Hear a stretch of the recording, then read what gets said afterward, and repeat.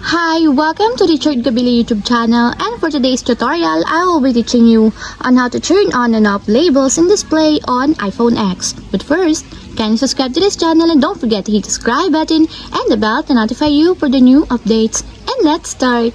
Using your iPhone X, from your home screen first, go to Settings.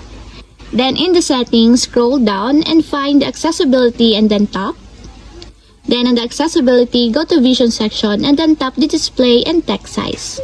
Then in this part, in the display and text size, go to this section and then find the on-off labels, and as you will see, there's a switch button located on the side of it. Then all you have to do is just tap it to enable until it becomes green. And if you want to disable or turn off, just tap again the switch button, just like this.